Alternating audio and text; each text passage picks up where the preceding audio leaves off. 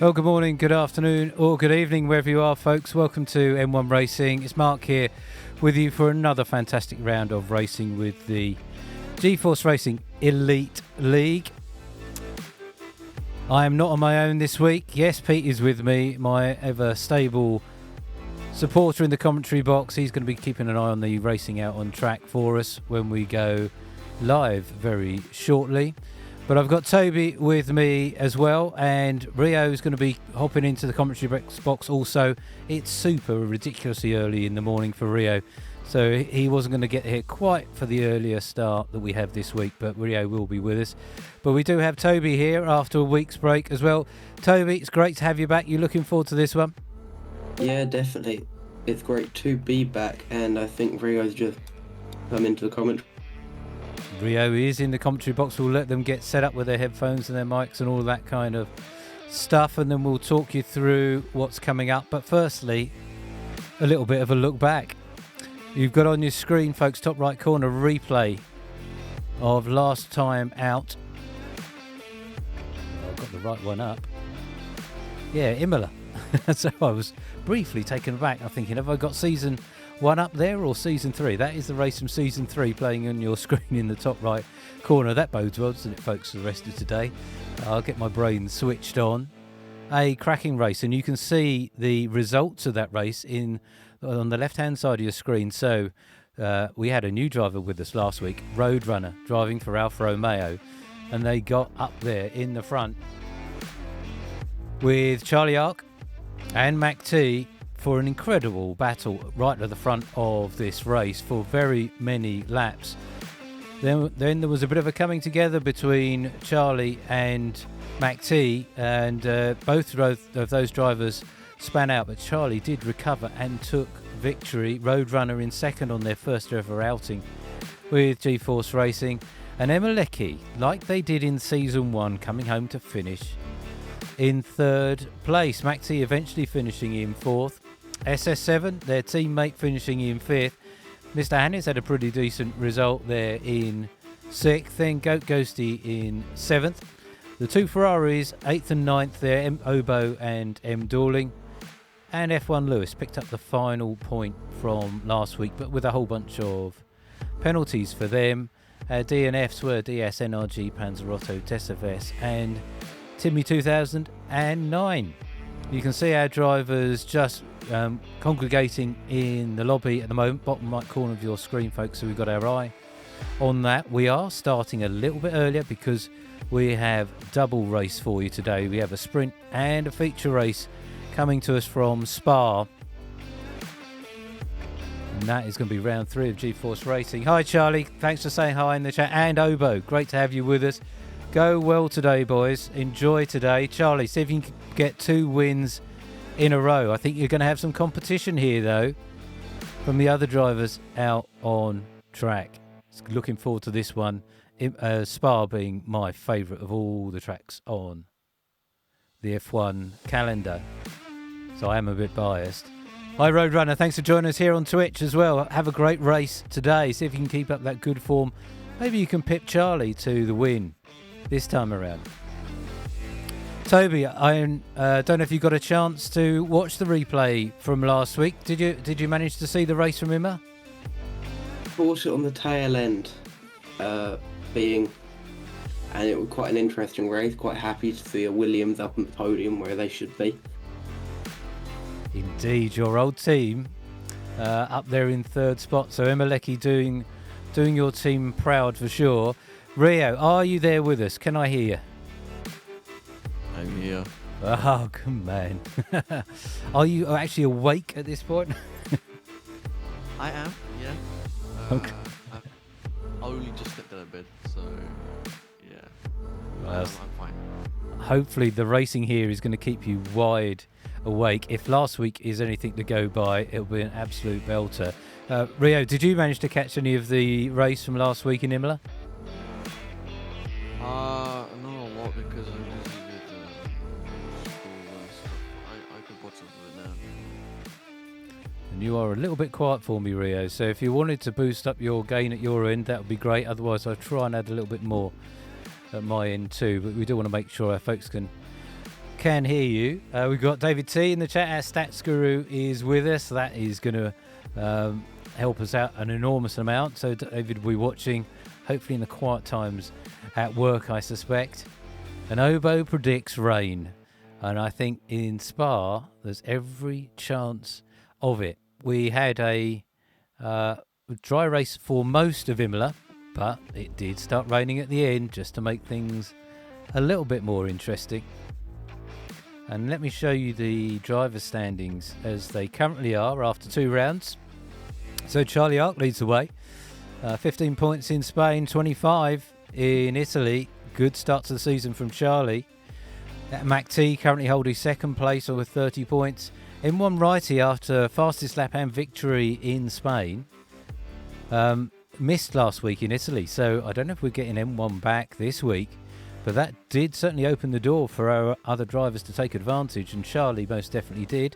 SS7 there in 4th, Roadrunner picking up good points on their first outing, and then Emeleki adding to their initial total of 2. Hey, Ghosty in the Twitch chat, have a great race today. Goat is not looking forward to rain. I was a little bit surprised to see Roadrunner and Charlie Ark saying that they're not fans of, or don't go well round Spa, but they might have their work cut out here because Emeleki going to go some. Rio, cast your minds back to last season in Spa, and that was a bit of a cracking race. Do you remember that one? Last season, I don't think I do, to be honest. I'm going to help you out. So I've just put up on the screen the finishing positions from the last race in Spa from season 2. SHS won that one, but I don't know if you recall, that was when the McLaren boys just completely surprised us, lost and spicy, and they were fighting up the front with SHS Predestinato for a big chunk of the race. Actually, Lost was up there in a podium position until literally the last lap, and they lost it at the bus stop chicane, late lunge on Mac T, and they ended up in 4th. But that was just an incredible race from start to finish, that one. Have I refreshed your memory a little? Yeah, I know. That was a good one. Toby, you were in that race. Do you remember much of Spa season 2? Yeah, I remember being scared to death by Alex, who pulled out right in front of me, going into the wall. Yeah, there was a big crash between Joe Bean and El Alex 1 in that particular race. So we'll hopefully not have those kind of collisions this time around, but it's all to play for. We're in round 3 of season 3 of the G-Force Racing Elite League. Very much looking for this one, looking forward to this one. It's a sprint and it's a feature, so we're going into qualifying. That will set the grid for the sprint race, and then the result of the sprint race will set the grid for the feature race. Looks as though our drivers are being told to ready up, so we're going to play our intro and we'll see you on the other side of this. Sit back, relax, enjoy the next hour and a half or so with us in M1 Racing and the G-Force Racing Elite League. See you after this.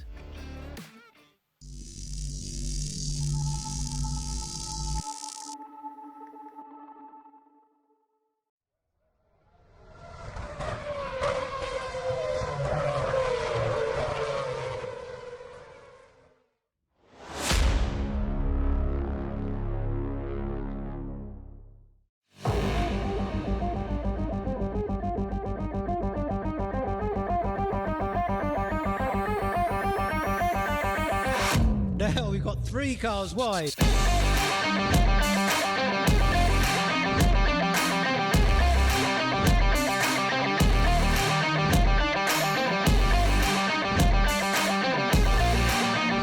And Mac T's trying to get down the inside of him, Dorling. They're going to do it.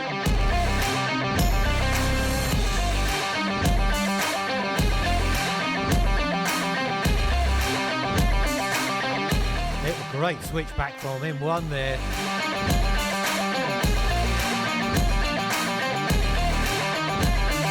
All right, folks, let's go racing.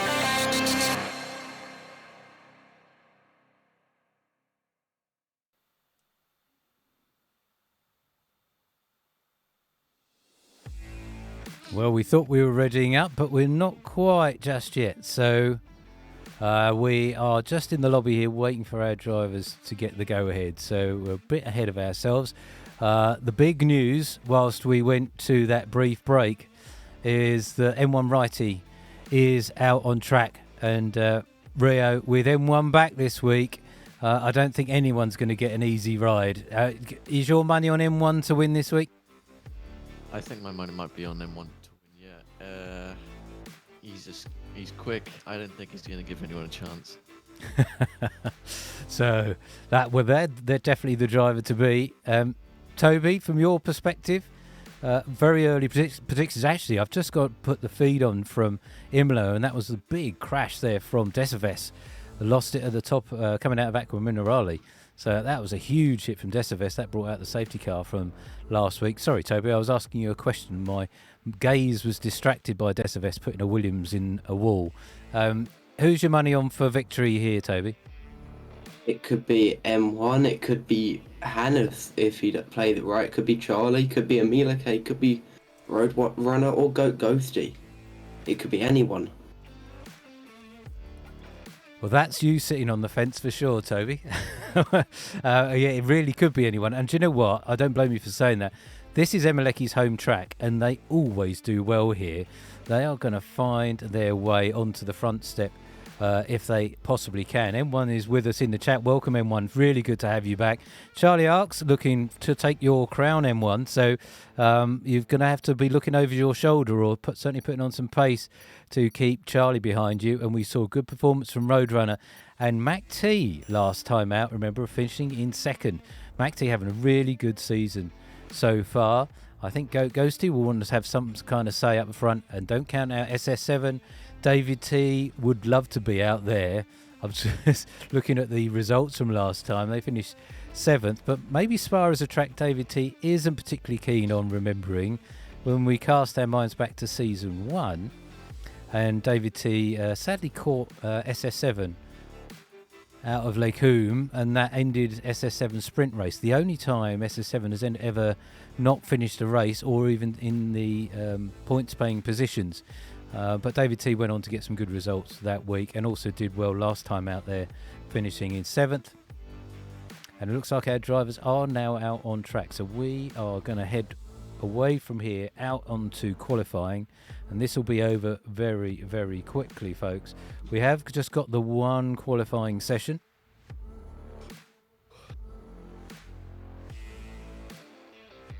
Make sure we don't miss this. Yeah, so it's just loading in for us.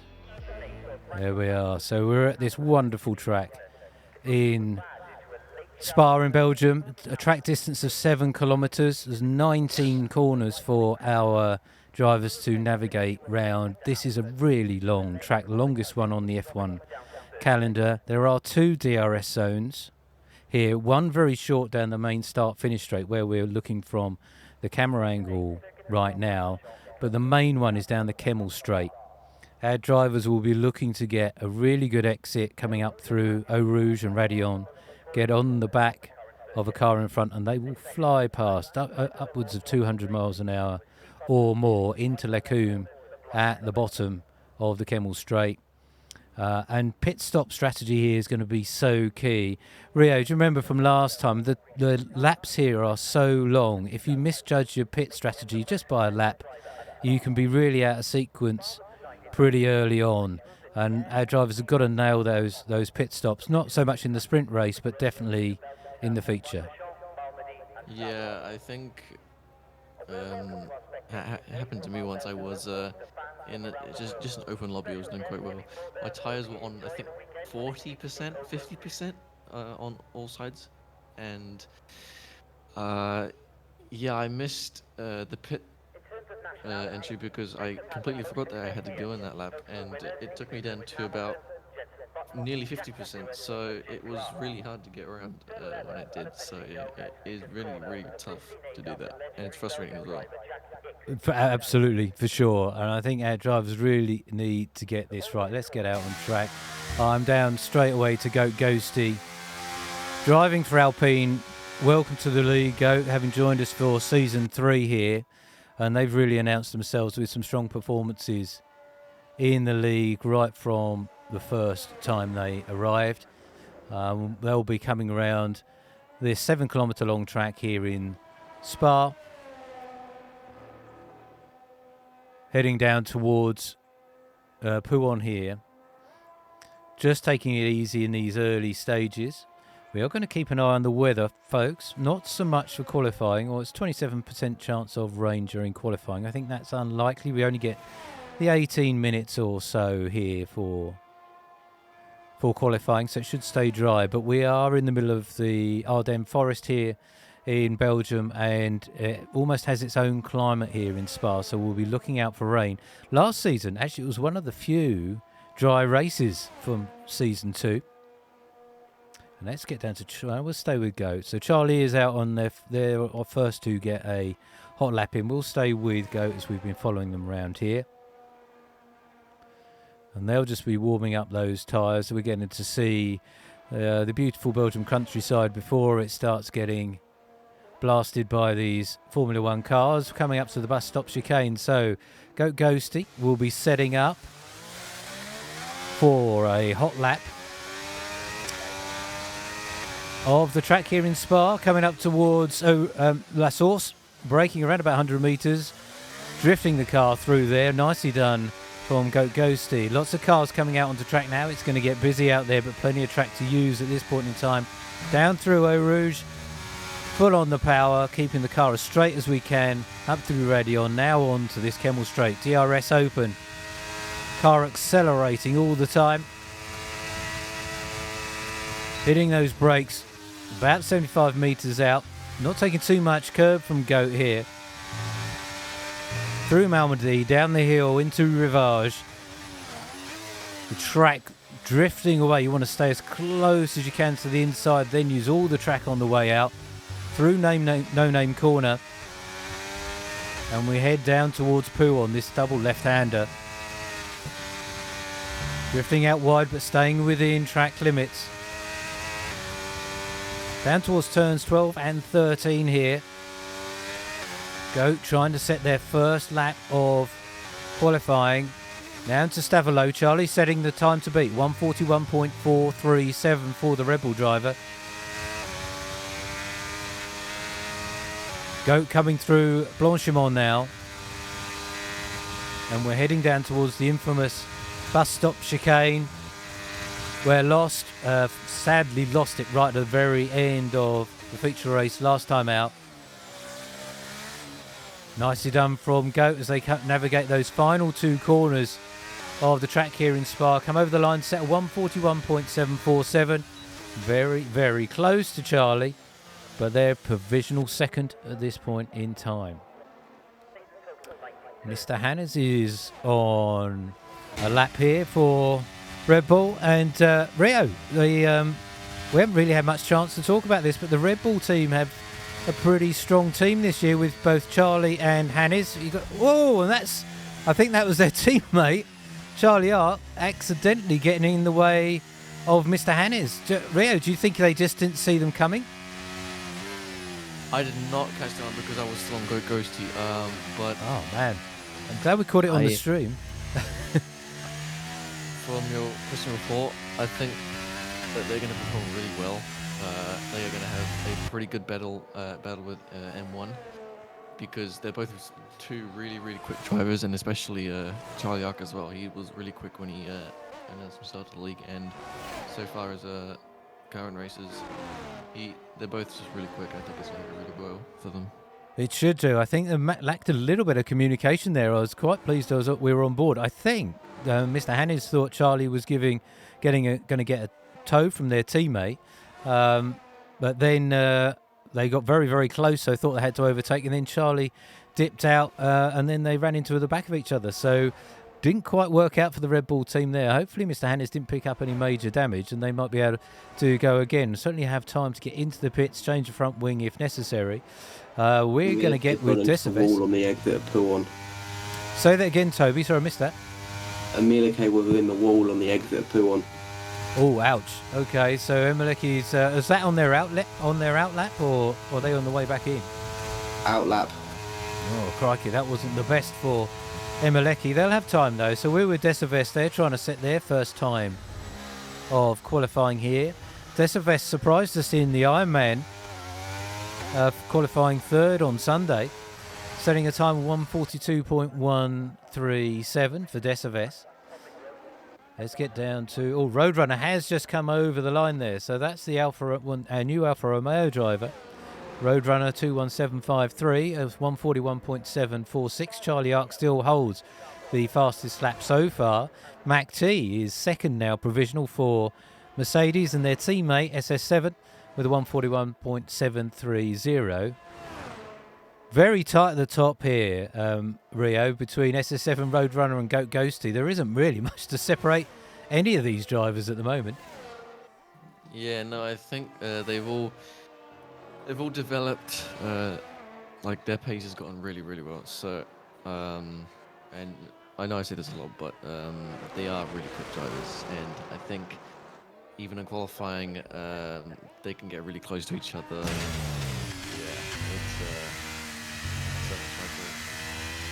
Well, I'm on board with Obo at the moment. Their teammate M. Dorling has set a time of 141.882. Currently provisional sixth, just ahead of Decivest. So Obo and M. Dorling not had the greatest start to the season so far for Ferrari, but looking to improve here for sure in Spa, and we do expect to see these Ferrari drivers much further up the starting grid. So Obo is looking to at least get ahead of their teammate here and start moving above into the top 5 places. M1 Righty is out on a lap at the moment. Emeleki going back round again, hopefully without any damage, but hopefully they'll be on it pretty soon. Obo picking up a small amount of a slipstream from their teammate M. Dorling there, although hopefully it didn't actually disadvantage them too much. Into the bus stop chicane for Obo. Their teammates' time 141.882, and Obo sets the 141.916, so just tucks in behind M. Dorling there. Let's get round to M1 Righty, who we're on board with, our Season 2 champion and winner of Round 1 in Spain, after a really strong battle with Charlie Ark and Mac T for so much of the race. So M1 will have seen Charlie's result from last week. Bit of a statement victory for Charlie. And so M1 sets a very similar but not quite faster time than Charlie, a 141.503. So Toby, looks as though M1 might have their work cut out this week. Yeah, definitely. Like I said, it's all very tight up in the top now. Our league has just gotten better and better driving standards wise. M1 was purple in sectors 1 and 2, but did lose a little bit of time to Charlie Ark in the middle sector. So there is opportunity to improve there for M1. They did say in the Twitch chat earlier that this isn't perhaps one of their best tracks. Not much practice this week, but I think M1 does enough on this game. They probably know this track pretty well. Seeing David's question in the chat, where are the McLaren boys? We really don't know. I think we are missing 2-star performers from last season out, and the McLarens would certainly have been up the front, but no Spicy, no Lost. We know Spicy was away last week, but we haven't seen Lost or Jay, as we know them more recently, for a little while, which is a shame. But no McLarens out there unless they suddenly make a appearance on the starting grid. They may get in just a bit late, and we are starting a little bit earlier because this is a sprint day. We do start 15 minutes earlier, so perhaps they've been caught out by the start time, but we had hoped to see the McLaren drivers. Maybe they will appear shortly. Let's get down to Emeleki on their home track and see if Emeleki can actually get a time in. Last week, Toby and Rio, you may not have seen this if you only caught the end of last week's stream, but Emeleki really struggled in qualifying in Imola. And they were nowhere at the start of the race at all. It looks as though Emeleki's backed out of this, actually. But they came through to finish in third out of nowhere. Ghosty, Rio takes fastest lap. You were with us for I think you were with us for race 1 in Spain, when they went well there, if I remember. So good time from Goat Ghosty. Yeah, I was in Spain, and I remember was it was his first race, Spain, was it? Yeah, it was with the GFR league. Yeah. Oh yeah, I remember that. He did third, I'm pretty sure. Yeah, he was really quick. And I think there's a lot of pressure in high hopes. Well, not like pressure as in bad, but everyone's hoping to see him perform well because of how good he went in his first race. Very much so, and I think we're going to have a lot of front runners here today. Mr. Hannes is trying to set a time now after that earlier collision with Charlie Ark, so a bit of miscommunication between the Red Bull drivers there. Diaz 79 and F1 Lewis, both for Aston Martin, doing something that they did last week. F1 Lewis certainly did this, literally didn't qualify.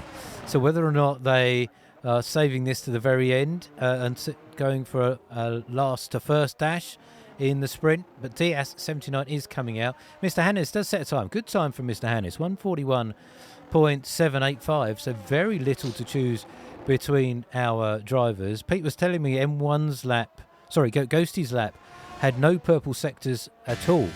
So, Toby, that's pretty impressive from Goat. They've obviously got consistent pace. They're not just super lightning in any one particular part of the track. They're just consistently fast, and that's got to stand them in good stead for the actual race. Yeah, that's definitely what you want in the race. You don't want to peak at a certain area and have a driver be better in another area where you're weaker, to where you then get overtaken and you're jockeying and losing time.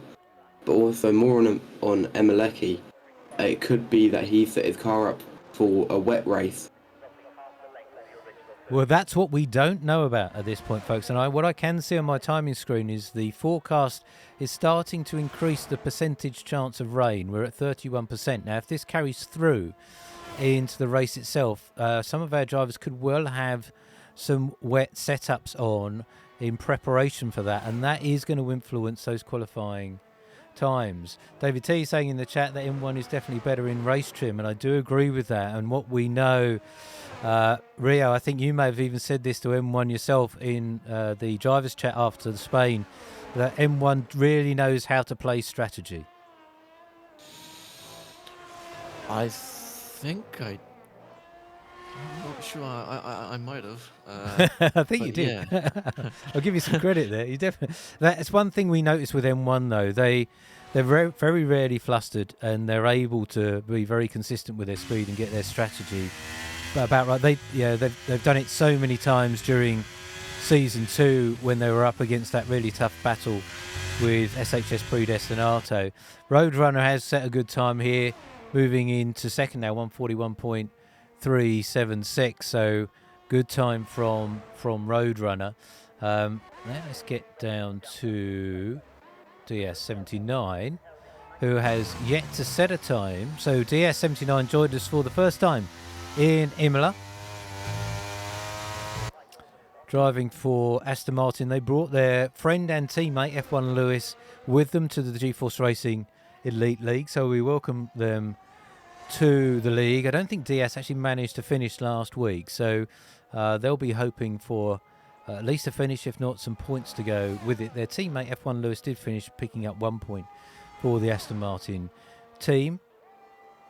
And so we're with DS at the moment, trying to set their first time, going through turns 12 and 13 there, coming into Stavelot. And we'll be back on the power. And then we go through the section called Blanchiment, double left-hander. Not really a straight, it's just a sequence of corners here, but the drivers can take these absolutely flat out. No one beating Ghosty's time yet. We've only got a handful of minutes left. Roadrunner has retired, so they're pretty happy with that time. 141.376 for Roadrunner, provisional second at the moment. DS is going to come over the line for a 141.998, so they're provisional 10th at the moment. Desaves is going to try and get a time in. And I think, Toby, F1 Lewis has left it too late. They must be staying in the pits and starting from the back, I guess. Yeah, well, it's not too bad because you've got a sprint race and... yeah, he'll have to stay in the pits. It's a 1 minute 40 just to do one fast lap, and it's less than a minute pretty much. So I'm going up to Mac T, who I've been impressed with so far in season 3, and I think this season might well be their best. They've grown into this league, gradually improving, and so consistent now in their performances. Mac T is always around the podium, if not actually on it. I don't think Mac T has won and I've got David T in the chat. David, confirm this to me if you can. Save me trying to hunt out my stats sheet amongst all the other things. But I don't think Mac T has won a race yet. You can correct me if I'm wrong on that, but I think that's right. I don't know. Rio, sorry. Do you remember Mac T ever winning a race yet? I think he has won a race. I'm pretty sure. Did he win Zandvoort last season? I think that might have been one, or was that Emeliki? No win yet for Mac T. No, I did. think you're thinking as I was, Rio, which is why I was doubting myself. The Ironman. I think Mac T has won a couple of races in the Ironman recently. So I think that's probably... I was thinking the same. I didn't want to say the wrong thing. But no, David's confirmed for us. No win yet for Mac T. But you've got to think, Rio, with Mac T's consistent performances, at some point a win's got to come their way. Yeah, I was slightly concerned when David T said that he hasn't won a race, because he's fast. He's I don't know how he is with the strategy, but he is quick and he knows how to put up a fight. So yeah, it's just sitting in the corner waiting. Come to him.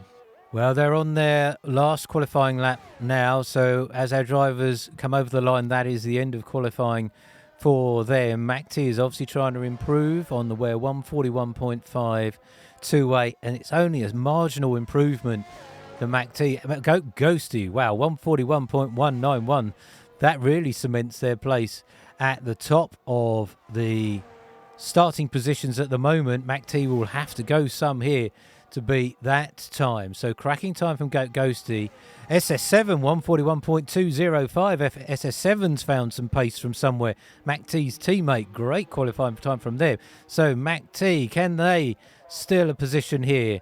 As Mac T comes over the line, Mac T takes pole, 141.175. The only people who can touch them is going to be Charlie Ark here. And Charlie has bailed. Well, we were talking about it, Rio, and commentator's curse didn't play a role. Mac T gets pole. What a great drive from Mac T. I was watching his just after we finished that last conversation. I was watching him, and he was very, very quick through those corners. He didn't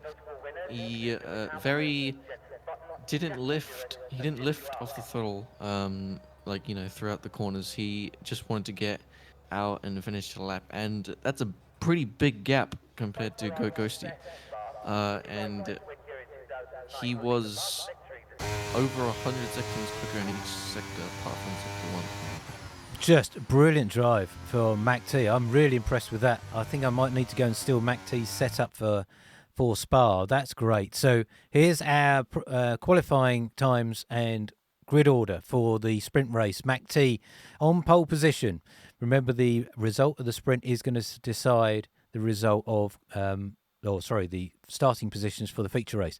So the starting positions here ever so important. Mac T in first, Ghosty in second, SS7, brilliant for the Mercedes drivers there, first and third. Roadrunner in fourth, Charlie Ark in fifth, our current championship leader. Then M1 Righty, our reigning champion, in sixth.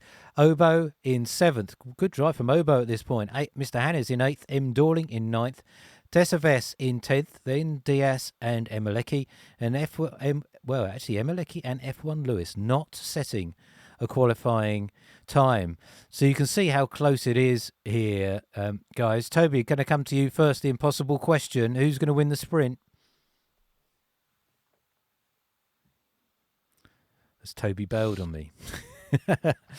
And he doesn't want to answer the question. I'm on mute. Oh, there you go. I'm going to go with Mac T because looking at the tyres, he's got a spare pair of softs and he's shown that he's consistent. Yep, Mac T for Toby. Rio, who's your pick for the win of the sprint race? Probably Mac T, exactly the same reason as Toby. He's got the those tires, and he's also got the pace, and he's also got the fighting capability. So yeah, he's I think he's definitely a strong competitor. Yep, and I'm going to go McT as well. I think the way they've been driving this month may well be coming to them. Pete is bucking the trend. Pete's predicting Goat Ghosty. So let us know in the Twitch chat who you think might win this one based off of that performance in qualifying. We will have a sprint race followed by the feature race, so don't go anywhere after this first one. It will be a blast round Spa for the sprint race. I forget how many laps we get, but it is not many with such a long track. So starting order ever so important for our drivers. Key overtaking points are going to be into La Source at the end of the start-finish straight here. It's going to get super tight. We've got our lights coming on now, folks. All right, folks, let's go racing for round 3 of the G-Force Racing Elite League, the sprint race from here in Spa. MacT leads us away. We've got Charlie. Oh, and there was, I don't know if it was coming together or MacT just briefly lost it, but MacT caught the wall there, and they have dropped right back into 5th. They will be ruining us predicting a good result for them, but hopefully they haven't picked up any damage, and then they will be able to get back into this race. But MacT really losing out at the start. Goat Ghosty has inherited that lead, but now under pressure from Charlie Ark in the Rebel side by side as we're on board with SS7 coming through Lacombe, and good driving from SS7 gets up into 2nd. So a bit of a mix up at the start there, Rio, but MacT really losing out. MacT, I'm pretty sure, if I saw it correctly, he either got tapped or he, the curve sort of spun him out and dug his right front tire into the wall. It did look as though SS7 got very, very close to the back of their teammate there. May have been just the lightest of taps, but the car's turning in there very light on the rear end, but heavy fuel and coldish tyres. That's very easy to accidentally tip the car around in front of you. We'll have to wait and see some replays of that perhaps. But Charlie Ark has been the beneficiary. They are now in the lead of the sprint race. SS7 has come through into 2nd. Goat Ghosty has dropped back a little bit after that good start into 3rd. Then their teammate M1 Righty behind Goat. Then comes Roadrunner. MacT has dropped down into 6th. Then Obo, followed by Mr. Hannes. F1 Lewis making their way up. Let's get down to F1 Lewis. Got a, possibly had a bit of a coming together there with Mr. Hannes. Pete's rightly telling me to bring up the tyres because there are a couple of different strategies out there. Remember, it's a sprint race, only 8 laps. And F1 Lewis really trying to find a way past, but struggling to do so. So tyres will play a factor here in the early stages. The soft tyres super grippy. But Toby, I know I come to you about tyres and strategy a lot. These softs and Diaz, a very interesting strategy, onto intermediates. Do they see rain coming? Very possibly. I don't see any, but I don't have any league tools, so you're the ones to speak about that. Well, it says 47% chance of rain at this point. It isn't raining on our screens yet, but maybe Diaz is just preparing for just that eventuality. Rio, that bit of a gamble by DS79 there to go on to intermediates very, very early. Do you think that's a good move or just a bit too early?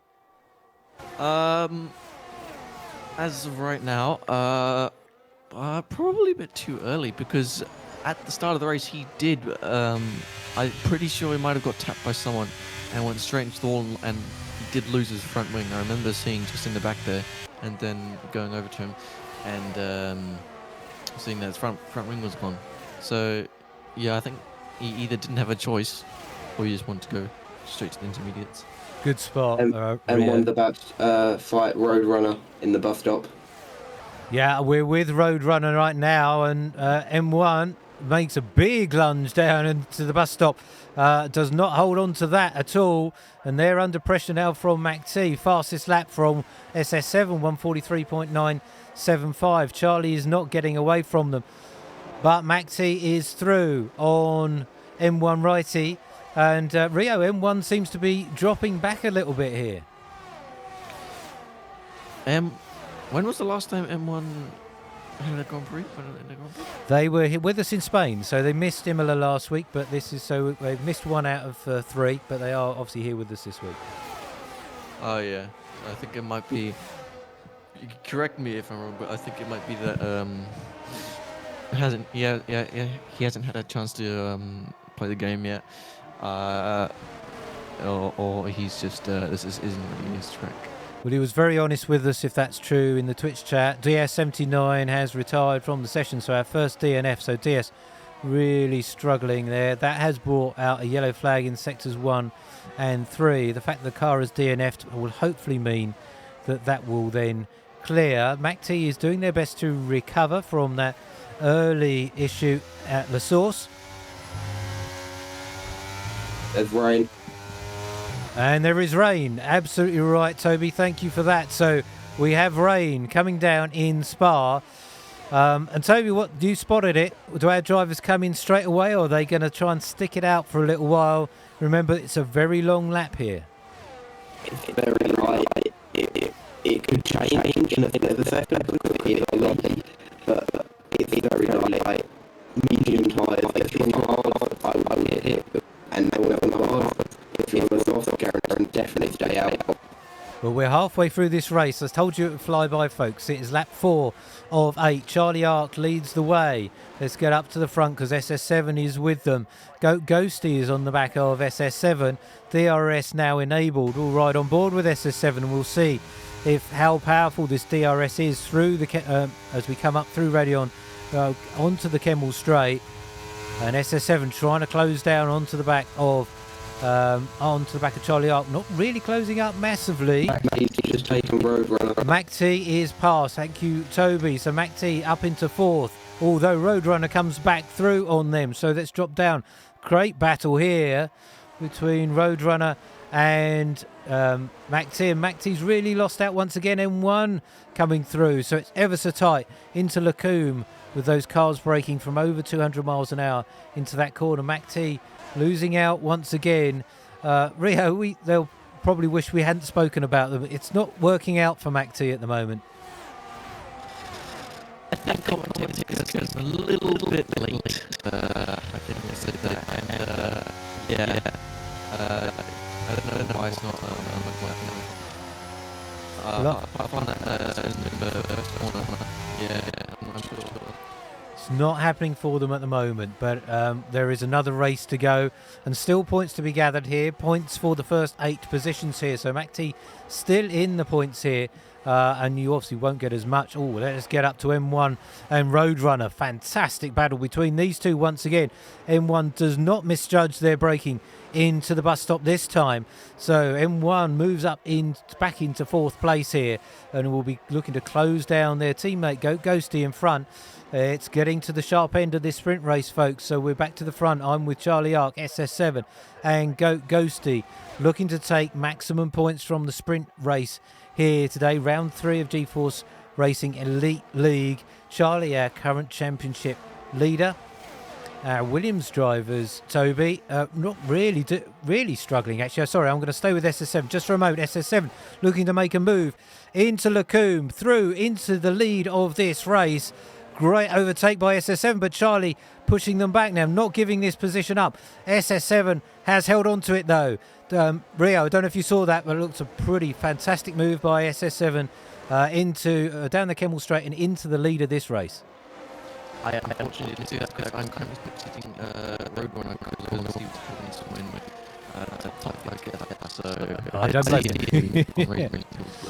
No, thank you for being elsewhere on track, because this is the thing, folks, on the GFR League. These drivers are all so close together. We get changes to position all the time. Toby, can SS7 hold on to this? They've got to defend against Charlie in the rain and no longer with the benefit of DRS protection. It's very possible. We've seen both of these drivers are very capable, but with the Williams, it seems they're doing team orders. Just handed the position back and luckily due to their penalty. It probably makes sense, but no points for either Williams drivers at the moment. We're still up the front of the field here as SS7, Charlie Ark have now been caught by Ghosty and M1 Righty. So Rio was absolutely... Oh, and SS7's gone really wide out of the bus stop chicane, is that? Oh, no, that was Mac T again. Sorry, I saw the other Mercedes in the background there. So SS7 retains the lead of this race. Oh, we just started lap 6. Rio, it's going to get really busy at the end of this one. Yeah, I see the whole pack because I have a feeling they're all going to go into the pit stop at once. Because, you know, it's far, you can't miss that, otherwise it's stage. And we could see another change to the lead there. SS7's lost 4 places in one move here, with Charlie back through, and then the Alpines getting past SS7. Just the power of DRS, it is still enabled, folks. So even though the rain is coming down, it is not yet wet enough for inters or wet tyres, just as David was saying in the chat here. So Charlie getting the best of that particular exchange.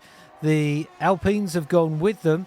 SS7 still staying close to the back of the Alpines, and then they will have the opportunity to use DRS on the Kemmel Straight on lap 7. So these places are going to switch around all the time. Pete was saying in my ear there are 8 drivers all within DRS range of each other. Mr. Hannes is the only one to drop off, and Toby, I think Mr. Hannes going out on their softs probably helped them out early on, but those softs probably starting to burn away now, and the performance gain has gone. Yeah, definitely. If the rain happened slightly earlier, could see them up near the front. If it hasn't, yeah, definitely falling back. Maybe touch up Emeleki as well. And Rio, what do you do here in the sprint race? These drivers all so close together. You could go for a bit of a dive to try and make up a place or two, but you don't get as many points, and perhaps you risk compromising your starting position for the feature race. I mean, how do the drivers balance it out here? Do you want the extra place and points, or do you just wait for the feature where the big prizes are available? I think so compared to like big tracks and small tracks, I for like a small track, like let's say in Milan, I would probably go for the extra place, but for Spa, you never know what's going to happen. So I would probably just wait until the feature race, right? Because you can't, no one can afford risk going for that extra place in the race. Mr. Hannes has had a moment, I think, coming up through Eau Rouge. So Mr. Hannes has dropped back down into 11th. F1 Lewis has gone on to Inters, perhaps a bit too late in this race now. They will struggle to make up all of that time.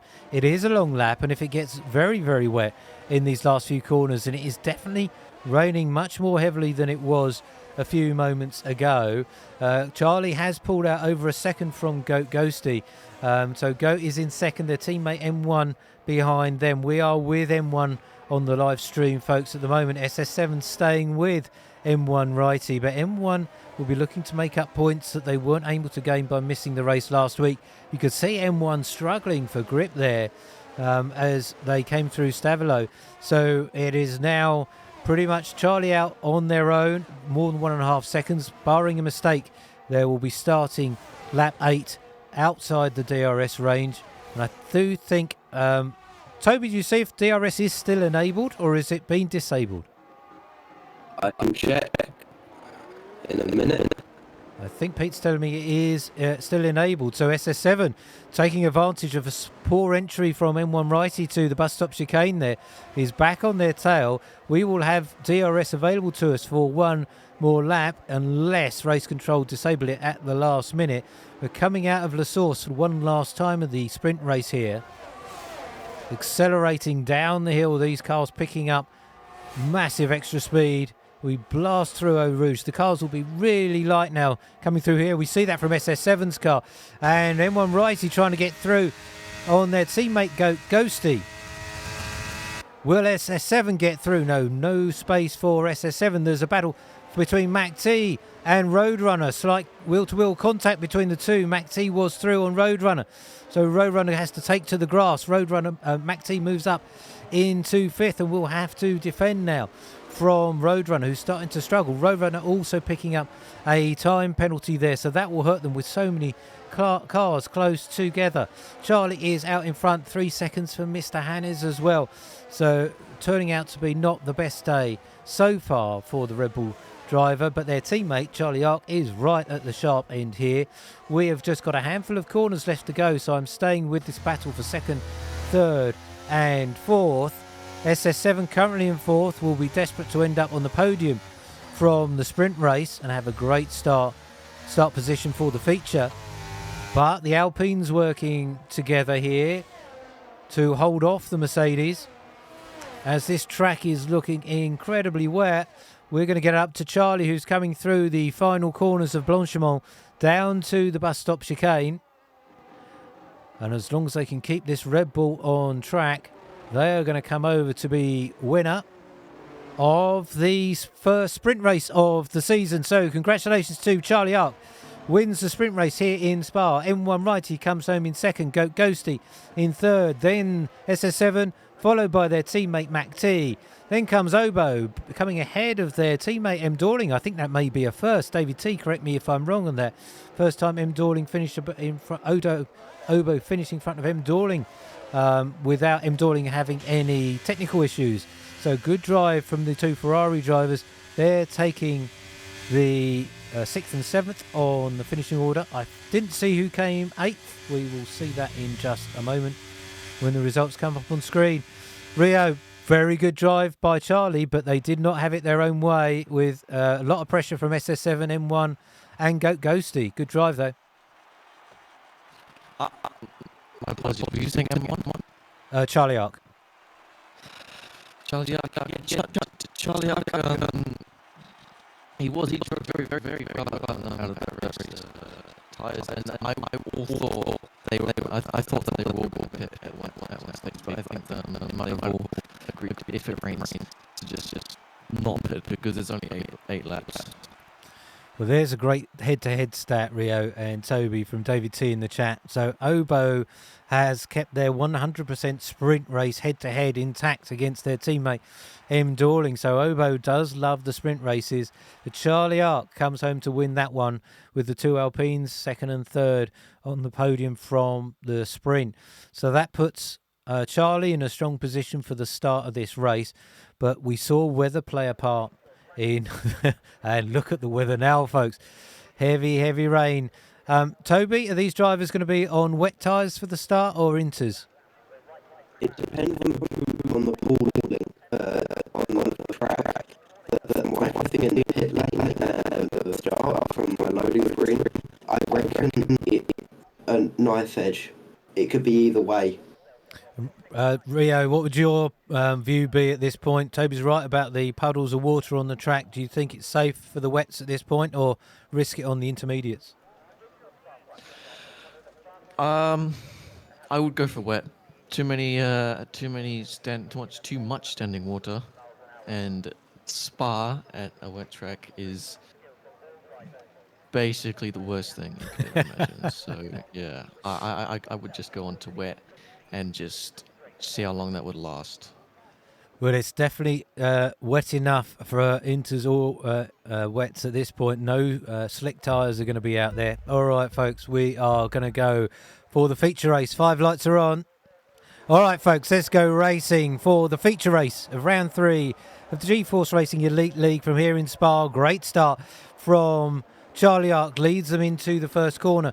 We saw some problems for Mac T earlier on, and there's some contact there between Mac T and Obo, just wheel to wheel. SS7 went quite wide, but has retained 4th spot. Let's drop down a little bit because it's got quite close at the back between a couple of the Ferraris. The Alfa Romeo of Roadrunner has dropped right back there on the start, and you see the spray here. Charlie coming under pressure here from M1 Righty, and M1 assumes the early lead of this race. Rio, it's super wet out there. Lots of drivers on wet tyres. I'm going to bring them up. It really is wet out here. Yeah, it's probably the wettest I've ever seen any track on the calendar, and I genuinely want to see how this plays out for people because, yeah, I wouldn't be able to do this from start to finish. I genuinely would have crashed out at the first corner, just like Mac T did in the sprint race. But yeah, it's going to be very, very slippery. And based on the strategy icons that came up on our screen just a few moments ago, folks, from the game, it was predicting wet tyres all the way through the race. This is a challenge we have not had for our drivers ever in G-Force Racing. We've often had it go from dry to wet and wet to dry, but very rarely heavy rain throughout the entire race. So it's a completely different ball game, Rio, when it comes to strategy here. Do they Roadrunner is consistently attacking change out off their wet tyres to try and get some extra pace, or try and take these wet tyres as far as they possibly can? They don't need to pit. Oh, and that's a big spin there from that Ghosty.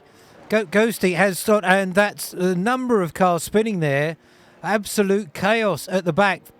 Boys, did either of you see that from Ghosty there? But it looks as though a lot of drivers caught out into the bus stop chicane.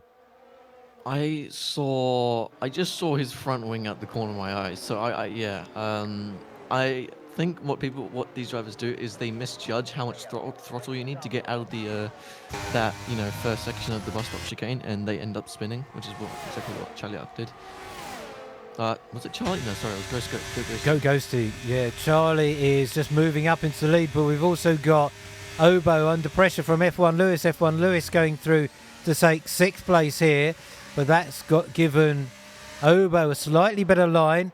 The traction ever so difficult for our drivers in these ridiculously wet conditions, but these drivers able to keep these cars on track. No DNFs at this point, but Ghosty's really lost out and dropped right to the back of the grid after that spin. Charlie has resumed the lead of this race, getting past M1 Righty.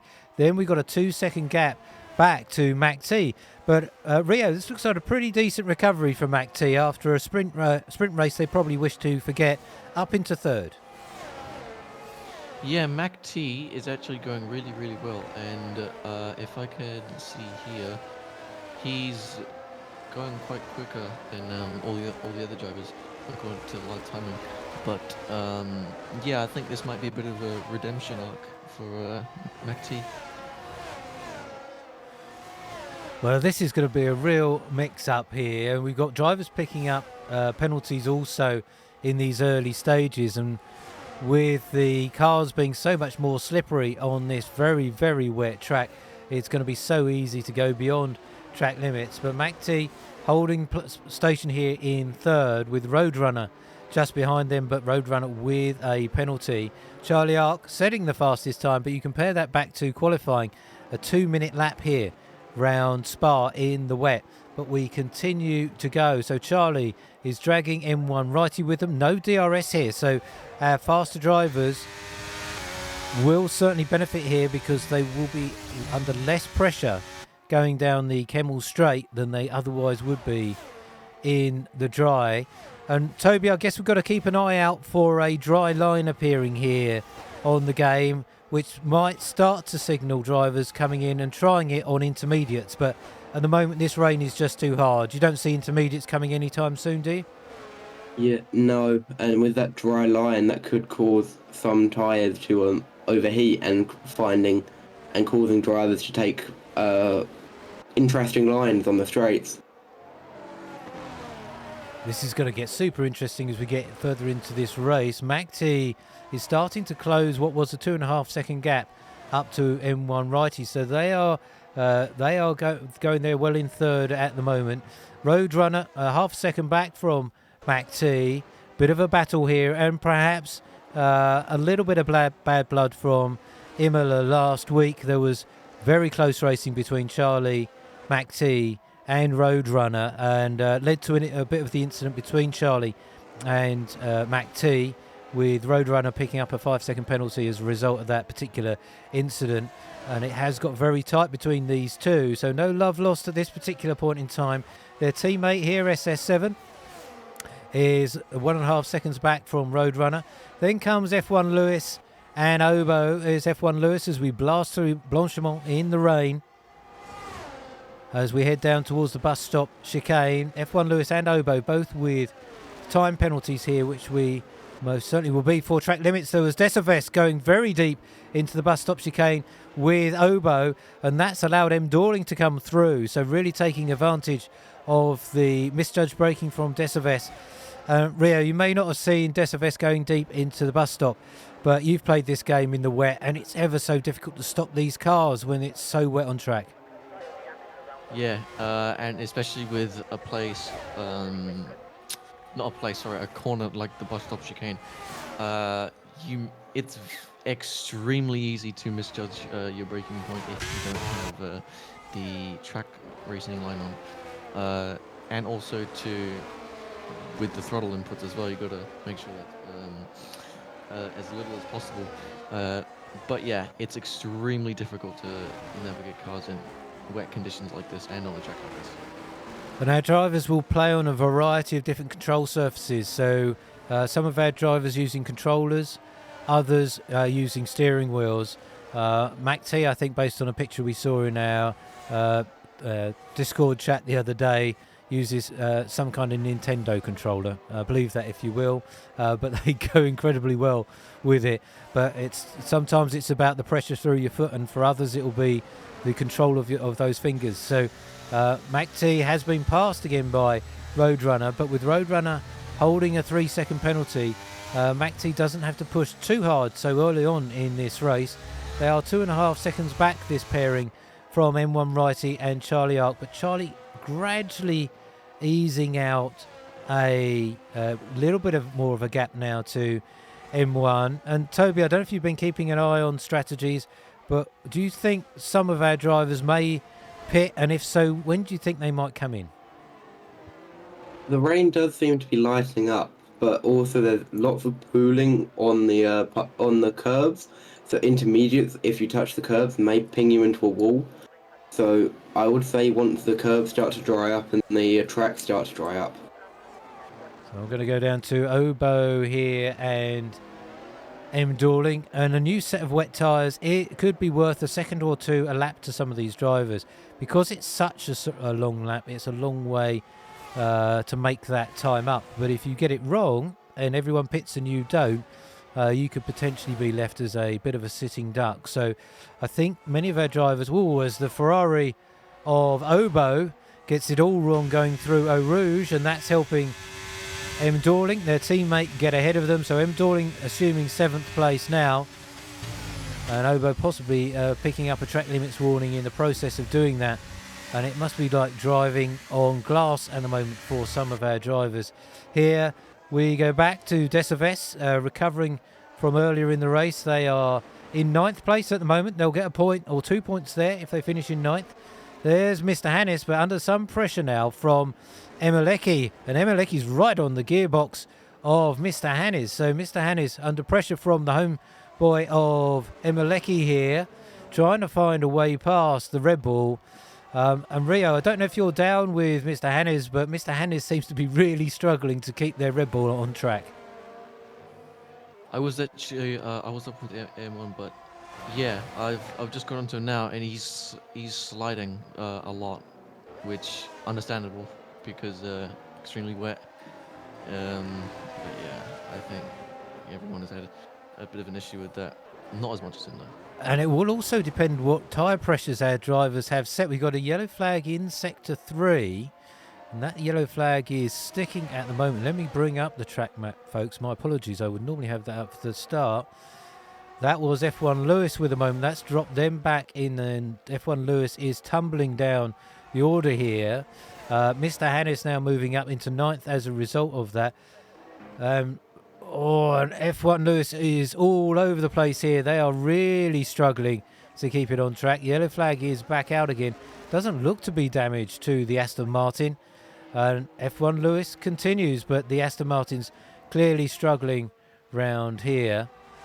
What's surprising me, Rio, is that Ghosty is still all the way back there in 11th.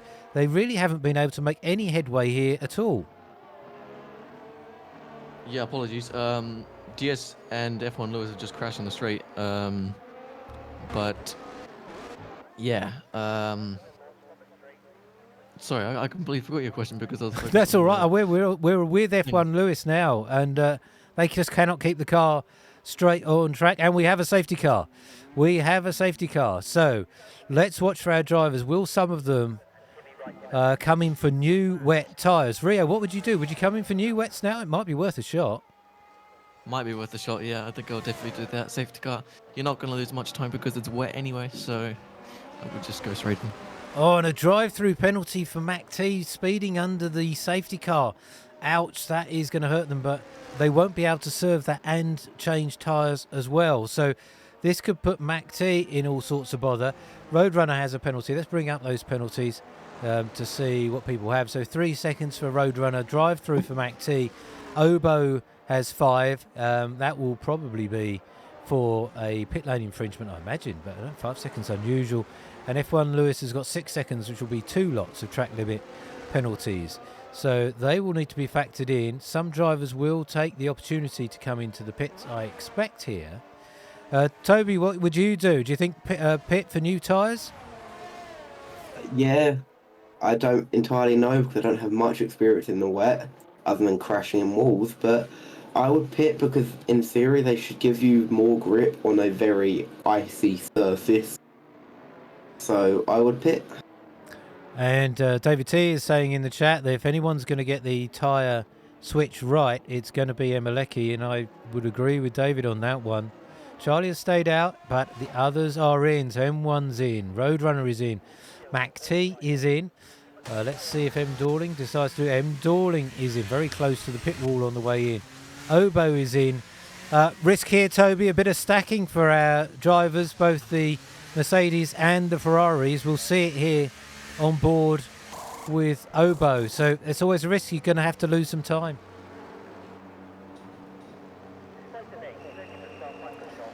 And it's only That's Charlie and, sorry, Rio, cut across you there. Only Charlie and M1 Righty who have stayed out. And F1 Lewis is, are they carrying on? Oh, so here comes F1 Lewis into the pits. So, Rio, some drivers are taking the gamble. They've gone on to Inters. Is that too early, though?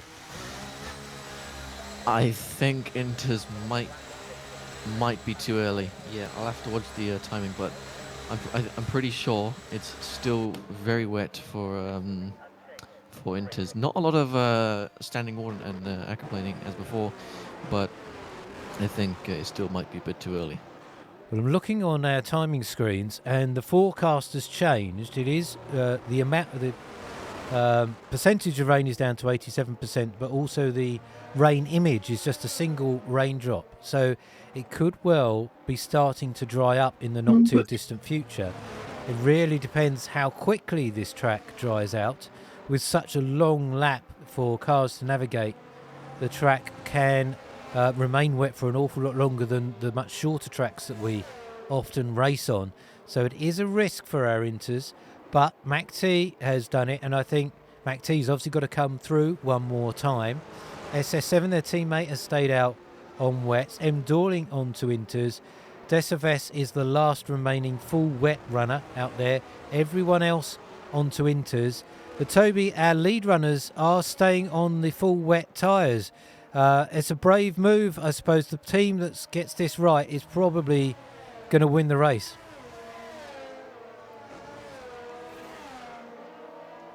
And Toby, I may be on mute again, my friend, but that's okay. Yeah, I'm back. All right. So just sort of debating if the team that picks the right tyre strategy here is probably going to be the winner. It may not just be pace now. Yeah, definitely. It's kind of one of those, if you don't and it pays off, you are a hero, and if it doesn't pay off, then you're stupid. But Charlie's just gone into the pits. Charlie is in. So Rio, that's a bit late from Charlie. Are they've got to be going on to Inters, but that's really late to leave it, and they've got to come all the way from the back. They've just given up a huge amount of track position. I think Charlie Ark might be going on. The rain actually looks to be slowing down a little bit, but I think Charlie Ark might be. Oh, he has gone to the intermediates. No, I thought he was going on to the wets. The game must have just not updated. But yeah, I think he's taken a big gamble, and he's going to see where he's going to get with this. But I think it barely might be enough in terms of like rain and standing water and everything. Safety car still out there. We're on lap 8 of 22. A number of drivers now switching on to those Inters, so seeing the rain lighten up as Rio was suggesting, but some of our drivers still out there, essentially all on new tyres now, but a handful of full wet runners. and there's obviously every possibility that it could start raining again. We remember those strategy screens that were popping up from the game early on in this race that were predicting full wets all the way to the end. So it could just be a momentary break in the weather, and then this rain could be back in force, and those still out on wet tyres will be in the box seat, and that will be to the advantage of Roadrunner, SS7 and Decivest, and our intermediate runners will be back in. But certainly while it's drying up, the inters will fly compared to the wet runners. I was saying when we came to Mr. Hannes earlier, tyre pressures play a real factor here.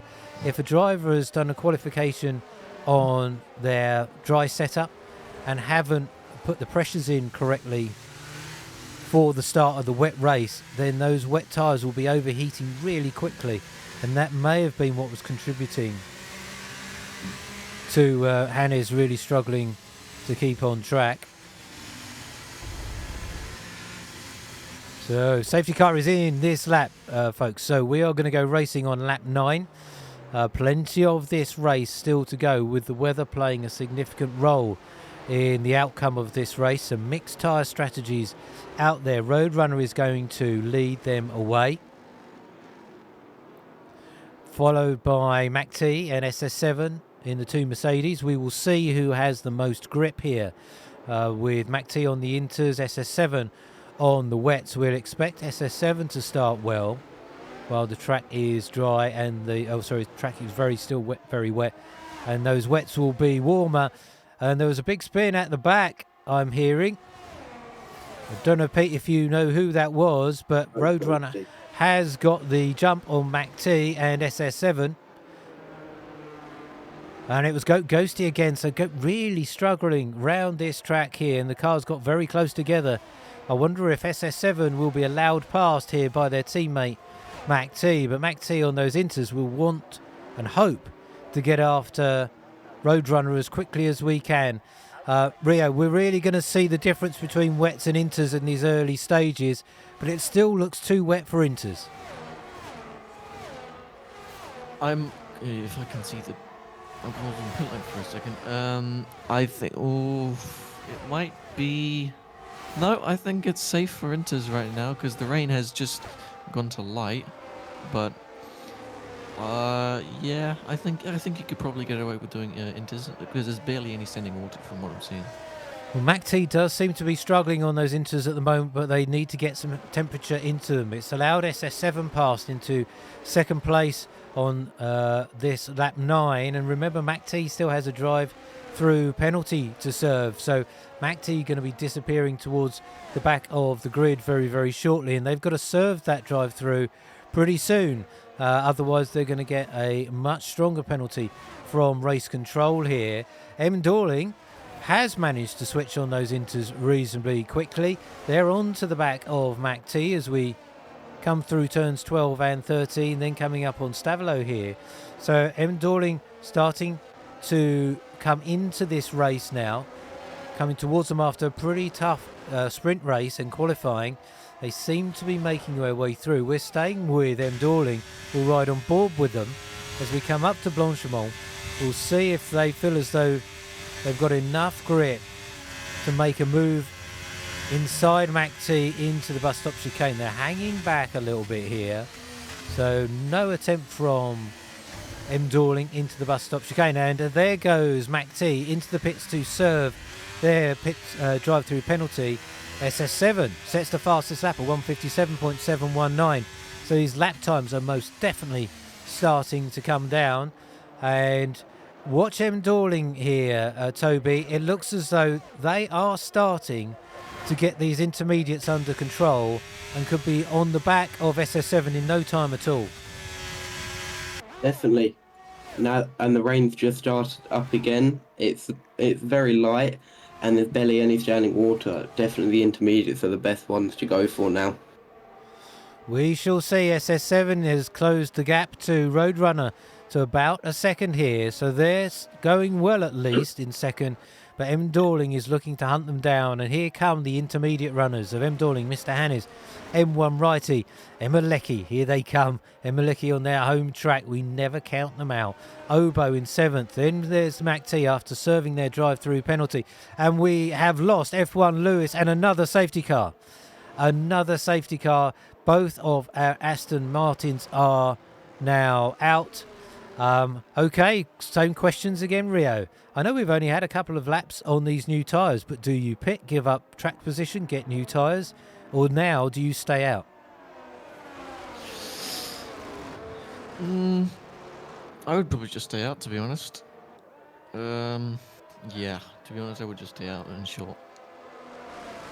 It's a tough one for our Aston Martin drivers. They're not the best of days for the Aston Martin team. We'll keep an eye on Roadrunner and SS7.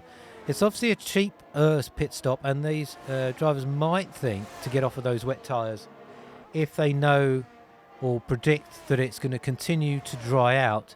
The weather forecast saying 78% chance of rain, so it's only drying up more and more at this point. But more rain could be on the way. We are not yet half distance, so there's plenty of time yet for more to happen here. SS7 is indeed going in, so they are making that move. So SS7 comes in, so has Roadrunner up ahead of us, and M. Dorling's coming in as well, so they are straight on to new tyres. Let's see what Roadrunner chooses. On to Inter, so does SF7. M1 Righty now assumes the lead of this race. Decibes is currently the only one on wets, but they too are in. So all of our drivers coming in to get on to intermediate tyres. And Toby, I guess that was inevitable. Inters were the way to go. Yeah, definitely. And I think you gave the commentated curve to Emalecki. He span it in the corner with no name, I think, on the exit. And then Obo, I think, almost like brake checked him coming on the straight in sector 3 in like the far corners, and he had to take avoiding action. Well, the drivers are going to be cursing me in the drivers chat a little bit later on. Then when this race is done, Mac T and Emalecki will not be thanking me for praising them, which is a shame. But Emalecki is there in 7th at the moment, so we've only lost one position out of whatever was happening there. So let us see the winners and losers as we are halfway now in this race. So the real winner at this point is definitely Roadrunner, but bear in mind they do have a 3-second penalty. M1 Righty is up 1 place, SS7 up 1, M. Dorling up 3, Mac T exactly where they started in 5th, Mr. Han is up 5, so Mr. Han is doing well, and it's looking like a good day for them so far. Emalecki up 2, Obo down 2, Decibes up 1, and Charlie and Goat right now the real losers down in 9th and 8th, but Charlie really yet to get going at this point, but also have just come in for an extra pit stop, I think. So they are our winners and losers at this point, and we keep our eye towards the sky in case this rain gets any heavier again.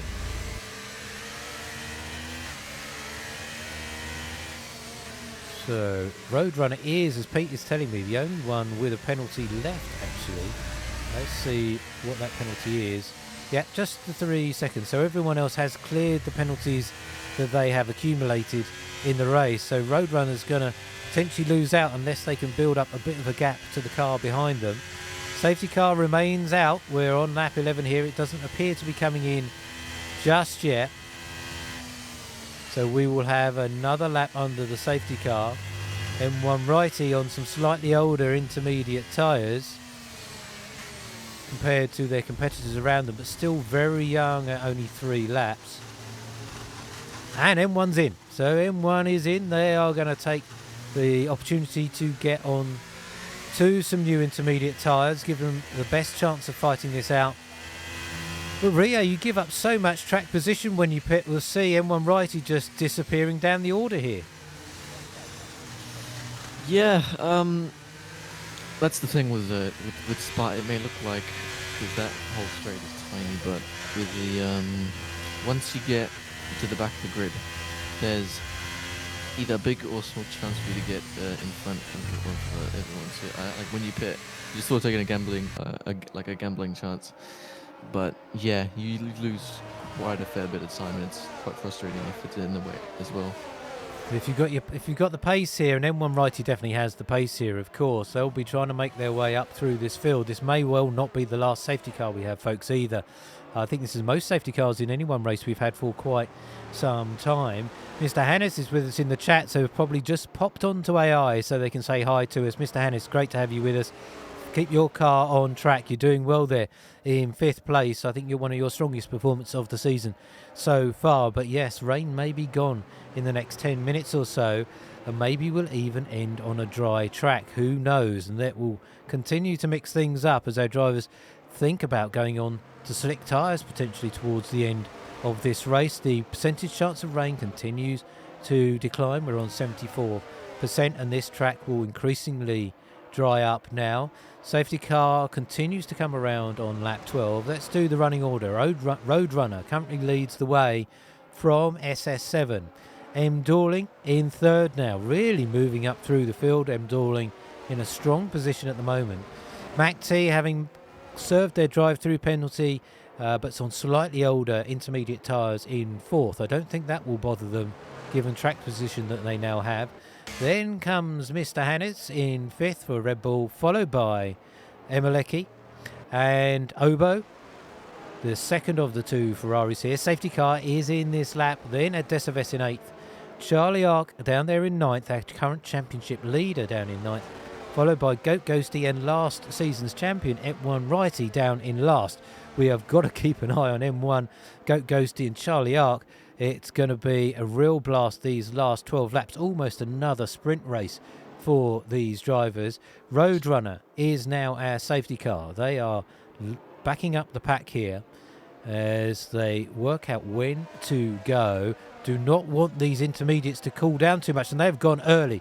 That's Rio, that's really early to go for a Roadrunner. They'll drag this train of cars all the way down to the bus stop chicane. Yeah, I was expecting Roadrunner to go a little bit later because the safety car, well, I thought it was already in, but no, it was just entering the pit lane. Very early for him. I think he just wanted to get it all done. Well, he got it going. Yeah, I think he might be on set for a win here. Mr. Hannes is in the chat saying, "Don't curse me." Okay, Mr. Hannes, you're doing awfully. I hope you do worse. I think you'll be. It's a dreadful drive. You can't finish any higher than that. So hopefully that's a reverse the curse. No, I wish you well, Mr. Hannes. So SS7 is on the back of Roadrunner on lap 13. With Roadrunner having that penalty, SS7 doesn't need to risk it too much. But also they will have M. Dorling behind them, thinking that they can make their way up and further up onto the podium here at the moment. Currently running in 3rd, quite wide from M. Dorling coming through Malmedy there. So SS7 into Rivage on the back of Roadrunner. M. Dorling being followed by MAC-T, but MAC-T dropping back a little bit from M. Dorling. Then comes Mr. Hannes in 5th, and Emelecki is close behind Mr. Hannes, and Emelecki will be smelling the opportunity of more points here after, by their standards, 2 very poor qualifying sessions over the last 2 races. But they've got the Red Bull of Mr. Hannes in front of them in all sorts of trouble here, pressurising them the whole way through turns 12 and 13. We'll stay with Emelecki. We'll actually ride on board with Emelecki here. So we come out of the Stavilo, right on the rear tail of Mr. Hannes, as close as you could get. Having to back out slightly there. Mr. Hannes not getting the traction that they wanted. And we'll stay with Emelecki as we head through Blanchimont. SS7 picks up 3 seconds. So all of our drivers really putting it on the line here. Emelecki looking down the inside of Mr. Hannes. Can they hold on to it on the inside? They go a little bit deep into the bus stop chicane, but they hold on to the 5th place. Roadrunner now 153.961 as the fastest lap. These times will come down as our intermediates warm up. Now we're off of those wet tyres. And Emelecki goes very sideways under braking into La Source there. And Emelecki will be after MAC-T. So right now, Rio, M. Dorling is probably got a great big smile across their face. Roadrunner and SS7 both with 3-second penalties, and M. Dorling with none. They're in 3rd. Yeah, unless Roadrunner could pull something at the back and get over 3 seconds ahead of them, like 4 or 5, and just maintain that, it'll be good. But apart from that, I think if they stay where they are now, I think M Dorling might have himself his first win. Is I it his don't know if first? it'll be their first one, but again, David will confirm. I will bring up the stats on that in just a moment, but it might be. They've definitely been on the podium a couple of times, but I will check those stats here in just a second. I have got my eye on Charlie Ark, because remember, Charlie was pretty much right at the bit back, and they are now up into sixth. M1 and Goat Ghosty have not gone with them. This is not the race for the two Alpine drivers in the wet, it would seem.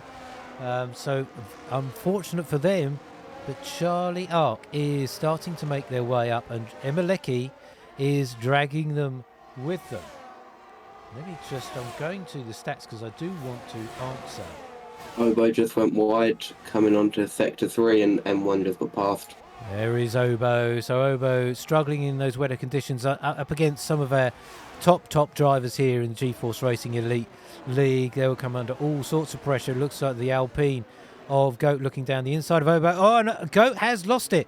So he would try to find a way through on Obo, but caught the back rear end of the Ferrari, and that spun Goat Ghosty around, and they drop back one more time to the rear of this field. The yellow flag for that incident has cleared very quickly, but now M1 is trying to make a move on Mr. Hannes, and indeed they do. So the Alpine ahead of the Red Bull, but wonder if Mr. Hannes can stay with the Alpine here as we get on the Kemmel Straight, with these weather conditions really challenging for our drivers.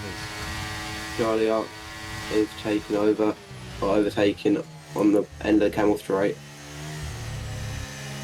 I'm just looking at the wins, so no, the answer to your question is M. Dorling, Rio has not won a race yet. So they've been on the podium 2 times, but not yet a victor. So there's a chance for them, but they are starting to drop back just a touch from the 2 lead runners as Mr. Hannes goes very, very wide through No Name Corner, letting Obo back through. So let us get up to Charlie Ark, who's now on the back of Mac T, championship leader for Red Bull. We've seen their teammates struggling a little bit, but Charlie Ark is definitely not. Charlie has got past Emelecki. Rio, do you think Charlie could win it from here? It's hard to call, but I think he's got a chance. I think he's up there. He's definitely up there. He's got a chance. I think the moment he gets past Mac T, he will just go for it. That is the key, Rio. I think you're spot on there. Getting past Mac T here, who is 3.5 seconds back nearly from M. Dorling. So M. Dorling will be praying that Mac T holds up the Red Bull for as long as they possibly can. M1 Righty setting the fastest lap of the race now, 1:52. As Mac T comes in and the 2 cars get very close together. That's helping Emelecki find a gap through on Mac T. And Emelecki moves up into 4th place. Very opportunist from Emelecki moving up into 4th place. Mac T and Charlie Ark wheel to wheel through La Source there. And now Charlie trying to find again another way past on Mac T. Mac T defending for their life here as they come into Lacombe. Charlie has the inside into Lacombe, and that moves Charlie up into 5th. Emelecki, though, there in 4th. M1 Righty behind Mac T, trying to find a way past Mac T is M1 Righty in the Alpine. And does look indeed as though M1 has got the inside on Mac T. Mac T holds the inside of No Name, but the extra pace from M1 takes them through. And Mac T gradually, sadly, dropping back from them after such a strong qualification from Mac T. This race really hasn't come to them at all. Back to the front here, folks. SS7 has not let Roadrunner get away, but just as importantly, neither has M. Dorling. So M. Dorling has a little bit of protection, the best part of nearly 5 seconds now between M. Dorling and Emelecki. And Emelecki is going to be fighting with... and I think I lost one of my commentators very briefly. Little pings in my ear that slightly distracted me. Sorry for that, folks. So Emeleki is holding Charlie Ark, M1 Righty and Mac T at bay. So that's helping M Dorling retain third.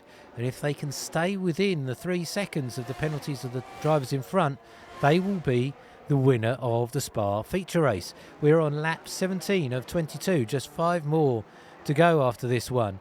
It really could go any way you like. Let's get down to Emeleki, because there's an amazing battle down here between Emeleki, Charlie Ark, M1, and then at Mac T dropping off the back of that battle now. So it's 3-way between Charlie, M1 and Emeleki. But this fight, Rio, between Emeleki, Charlie and M1 is really playing into the hands of M Dorling. Yep. Did you say Emeleki? So the battle between Charlie, Emeleki and M1 is playing into the hands of M Dorling. Oh yeah, no, yeah. Sorry. Yeah, that's definitely going well for M Dorling, because I can imagine him the biggest grin on his face right now, because he knows that Charlie is under pressure. Charlie's going to be focusing on the people behind him and not getting, close to M Dorling. So I think M Dorling might have his hands already held on the trophy for the Spa feature race. And now M Dorling, Rio's got that gap to SS7 down to under a second, so they're really not struggling with pace here, M Dorling. And that gap is nearly get out to 5 seconds to now Charlie Ark. So Charlie Ark has got past Emeleki, as we saw, as Rio was explaining to us about the performance of these cars here. But Emeleki is dropping back a little bit from Charlie. M1 now trying to get through on Emeleki. And Toby, where do you see it from here? Who's going to win this race from? It looks like M Dorling has a very strong shout for it, but Charlie is going to try and close them down. Who can hang on for the win? I don't want to say, because I don't want to be the culprit of commentators' curse. So you're not brave enough like me, you see. I'll just say it, and then the drivers can have a go at us later. So Roadrunner leads the way. Let's bring up the penalties to remind you all, folks, where we're at. 3 seconds for Roadrunner, 3 seconds for SS7, 3 for Obo, and 3 for Decives. Mac T, Pete is telling me, is in for soft tyres, Rio. Now there's a gamble, but maybe it's worth it. Yeah, definitely. At this point, I think the standing order on the track has completely gone. Well, from my perspective, I don't really have graphics turned up that much, but I think you could probably get away with going on softs or hards and mediums. There's almost a clear dry line now from our feed that we have, and it's down to 34% chance of rain. This is drying up very, very rapidly, and we could have an absolute rocket ship of a Mercedes coming from the 11th place currently all the way through this field, and our intermediate runners will have absolutely no defence against it whatsoever. It really depends how much water is left on track in certain parts of the circuit as to whether or not Mac T can make this work. It will take them a lap to really get those tyres up to temperature, but these intermediates will overheat super quick.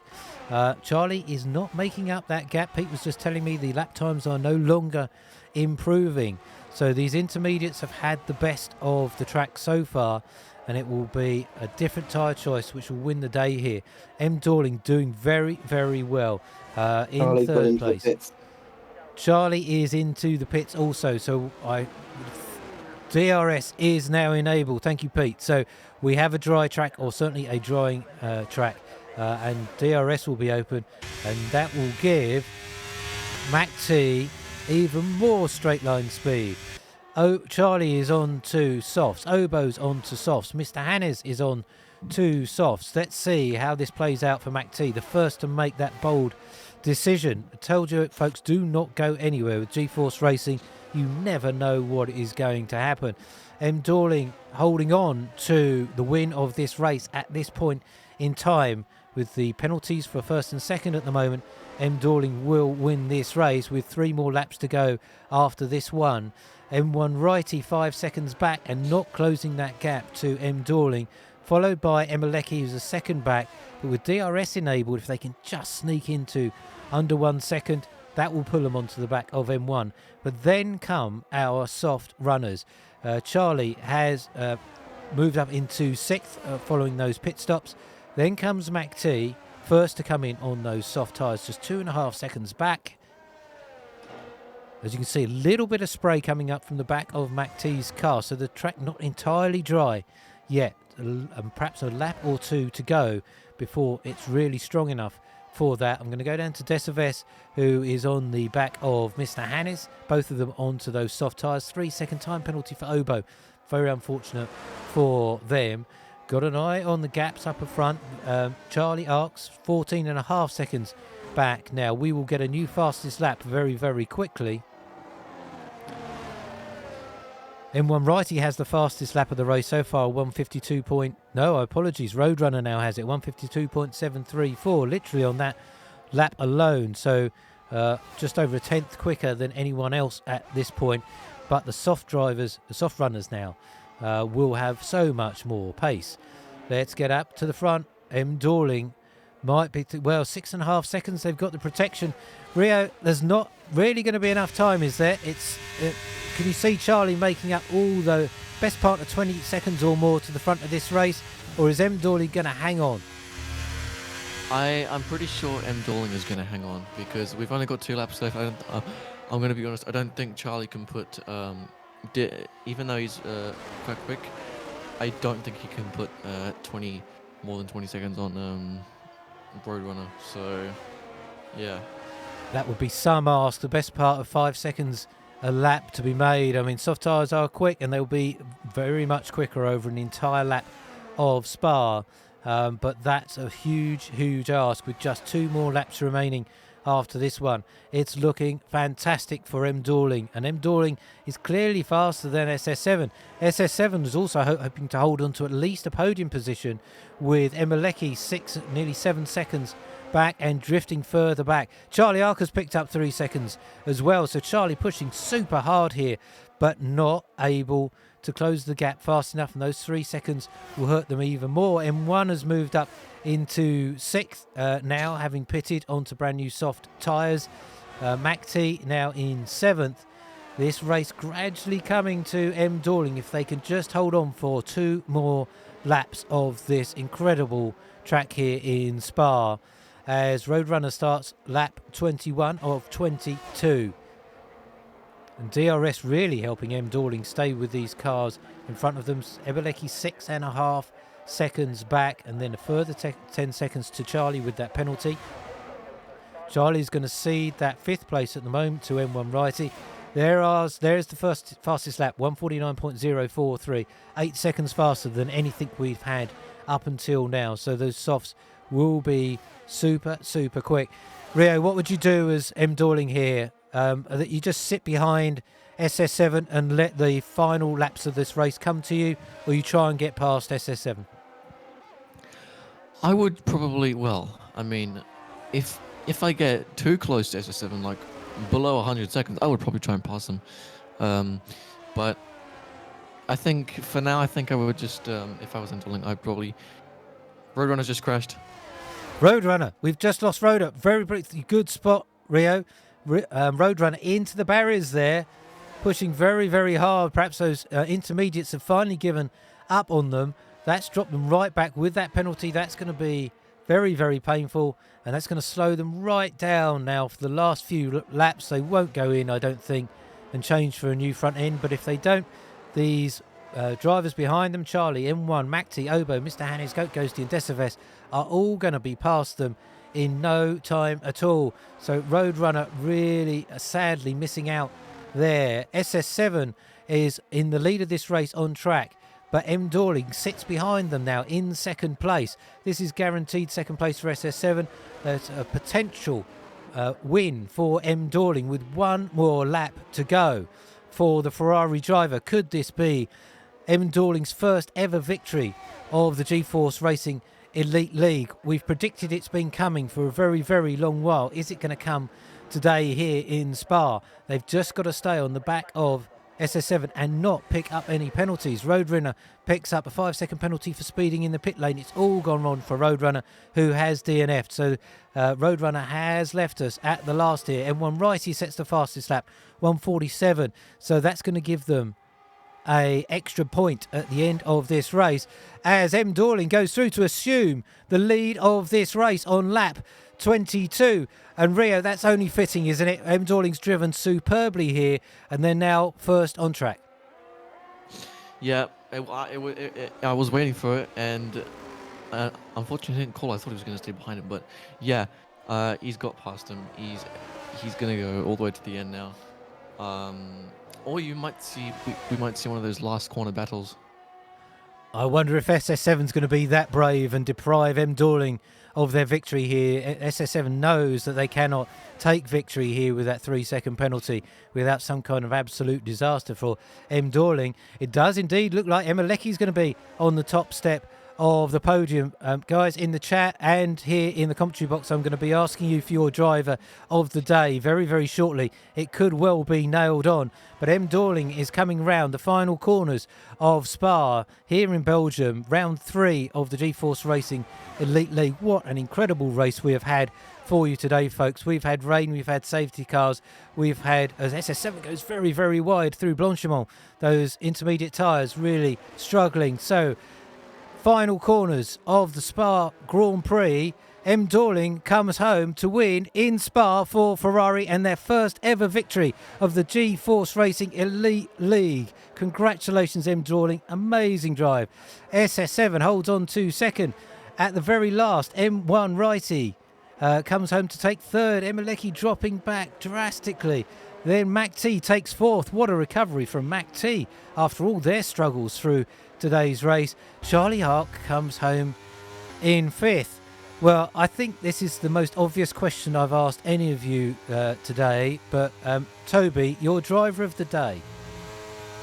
M. Dorling, but you had to say something about Emelecki. He was doing so well, and then he said that, and then he got overtaken by Charlie and M1 at the same time. Really tough luck on Emelecki at the very, very end, but they were on those intermediate tyres, couldn't quite hold on to them long enough. So M. Dorling is driver of the day for Toby. Rio, who's your driver of the day? Probably M. Dorling again.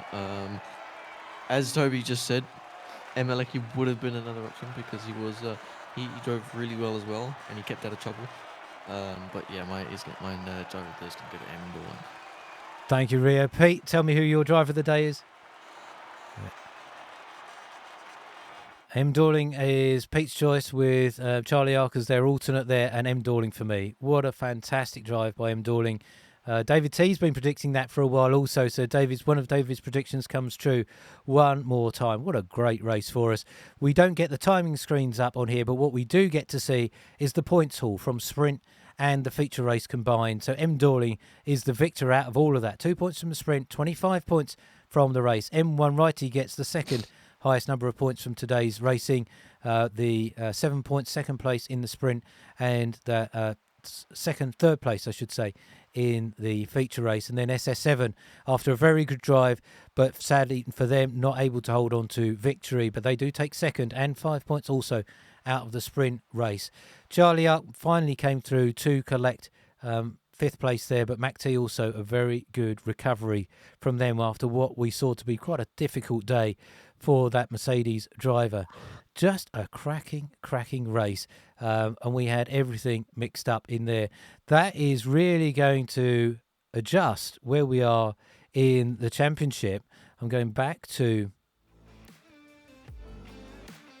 our standings, folks, and we take away the results from last time in Spa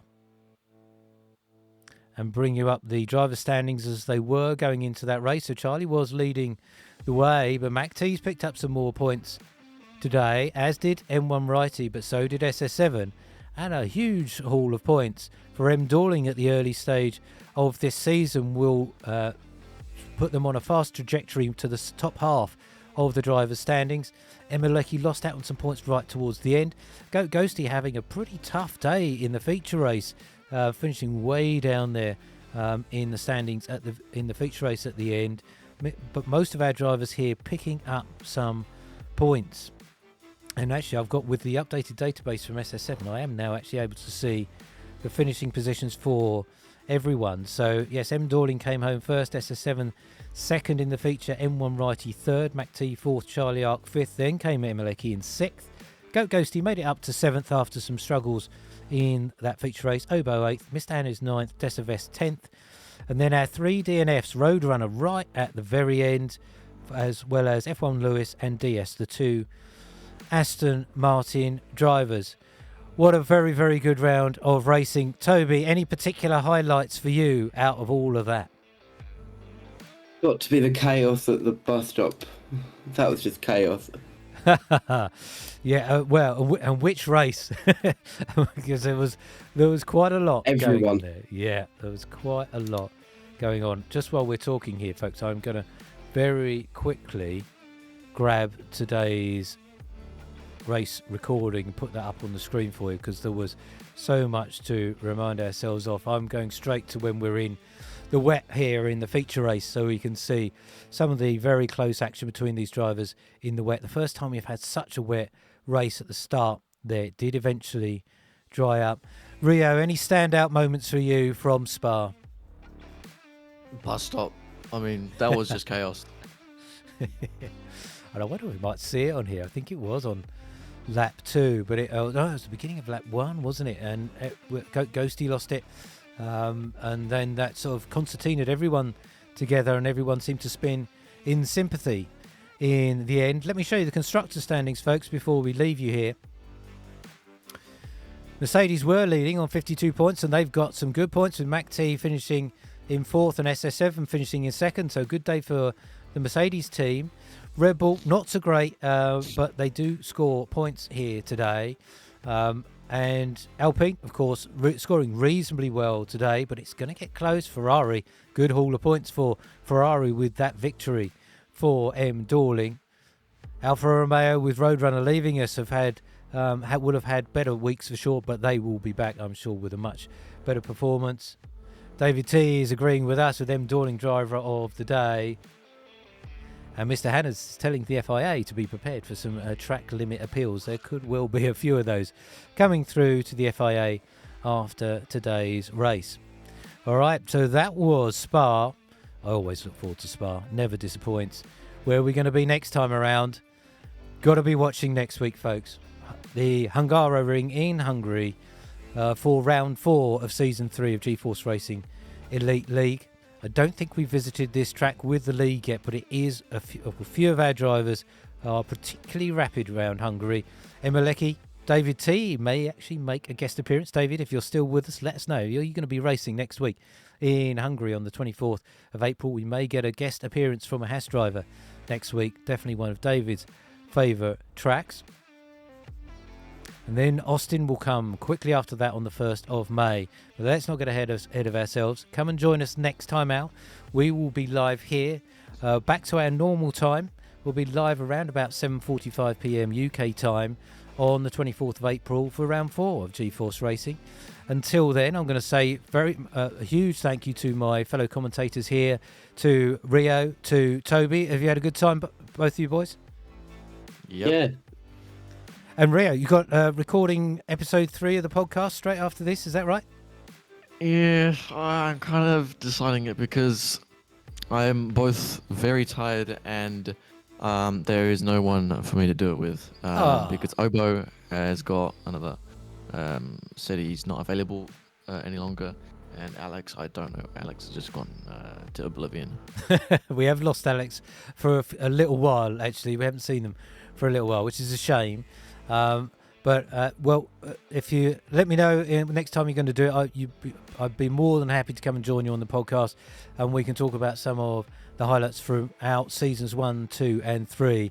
There is so much to talk about, as well as some of the goings on in the FIA might be of interest to some of your listeners as well. So let me know offline, and we'll perhaps have a chat about a future podcast. But look forward to hearing the next one whenever that materialises. And folks, if you would like to hear Rio's previous podcasts for the GeForce Racing League, find them on YouTube. There's a link on our Twitch channel and on our YouTube channel, along with links to all of the videos from seasons 1, 2 and 3 and the Iron Man from G-Force Racing, and I watched back last season from Spa, and it was a really good watch, and I'm going to watch this one again too. It's been an absolutely cracking race and a cracking day. My thanks to Pete also for being with us in the commentary box, keeping an eye on all the things you can't see on track and I can't bring you live on the stream.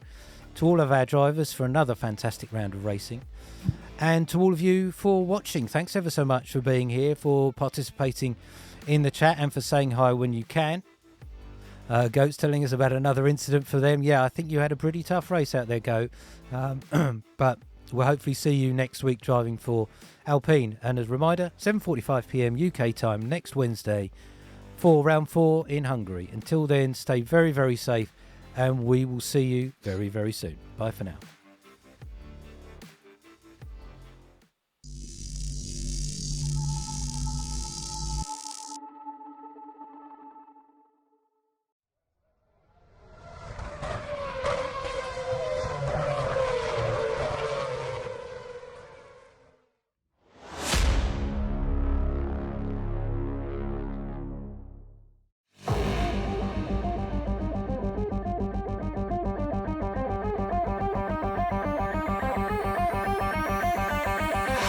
Now we've got 3 cars wide.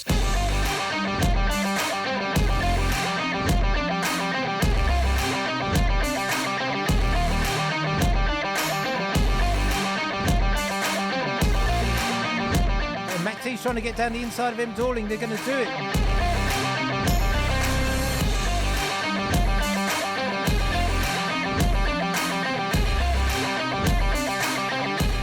Great switch back from him, one there.